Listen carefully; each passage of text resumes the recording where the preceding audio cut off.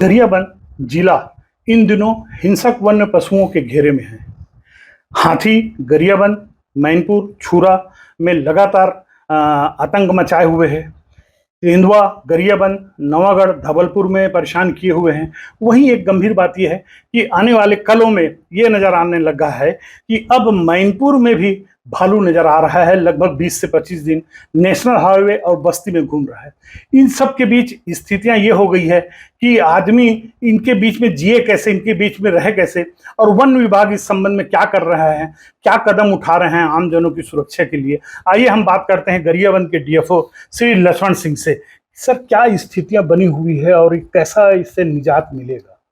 अगर वन क्षेत्रों में आप बसे हुए हैं, वहां पर वनों की सघनता है, जैव विविधता है, तो उनके साथ जीना है अगर, तो जीने के लिए कोई ना कोई तरीका आपको भी बनाना पड़ेगा, ताकि क्योंकि जानवर अपना स्वभाव नहीं बदलेगा, मनुष्य को अपना स्वभाव बदलना ही चाहिए और बदल लेने में ही इस धरती की खूबसूरती को बनाए रखने में हमारा योगदान माना जाएगा। सर, इसमें जो गंभीर बात है, आम जन लगातार सांझ ढलने के इस बाद में घर से बाहर नहीं निकल पा रहे हैं। स्थितियां ये हुई, बच्चे नहीं निकल पा रहे हैं, बुजुर्ग नहीं निकल पा रहे हैं। लोग जो टहलने निकलते हैं, वो टहलना लोगों ने दिशा बदल दिया है।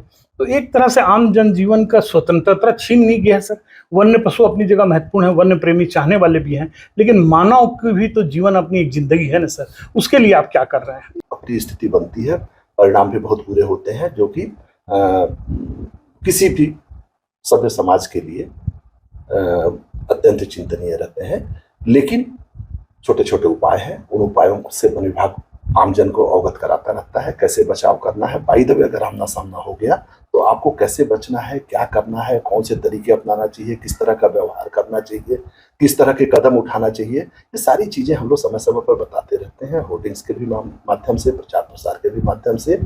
जनता बीते 3 साल में हाथियों 8 लोगों की मौत हो गई। बहुत ही दुर्भाग्यजनक है और इससे आक्रोश और पनप रहा है। इसके लिए आप क्या कर रहे हैं लोगों को राहत देने के लिए?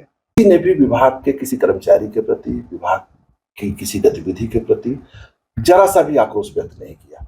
इससे साफ दिखता है कि वो लोग मानते हैं कि हमारे परिवार के किसी सदस्य से चूक हो गई थी और उसका ये दुष्परिणाम आज सामने है। अगर ये बात आप कह रहे हैं तो बीते लगभग 20 दिन पहले, 15 दिन पहले, 20 दिन पहले जिराड़ बुलार से लोग आए थे।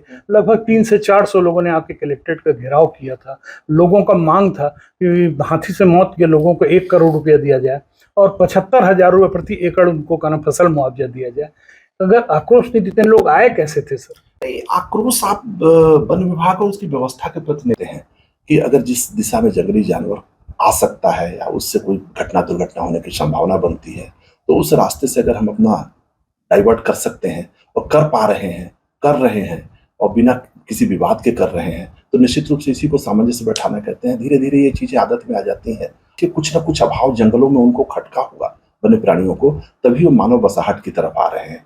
या तो उनको कभी दूसरे वन्य प्राणियों से खतरा दिखता है, तो गर्भवती हो गई अगर कोई मादा, तो सुरक्षित जगह अगर कहीं पर उसको ऐसा लगता है कि जहां पर कि दूसरे वन्य पशु नहीं आ पाएंगे, तो कई बार वो लोग मानव बसाहट के करीब आते हैं।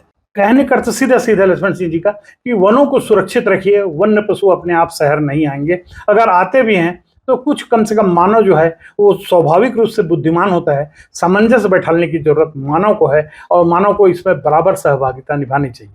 हम जब वनों के अंदर कब्जा करने लगे हैं, वनों के अंदर घुसने लगे हैं, तब जाके वन्य पशु जो है बाहर निकलने लगे हैं। अगर हम अपने आदत व्यवहार और अपने स्वभाव में इस बात को शामिल कर लें कि हमें वनों के अंदर हमें बच के रहना है, ये हमें नहीं जाना है, ये हमें कब्जा नहीं करना है, ये हमें वन पट्टा को लेकर के आक्रमण नहीं करना है, तो ऐसी स्थिति में वन्य पशु भी शहर की ओर कम से कम आएंगे। फारूक मेमन, IBC 24, गरियाबंद।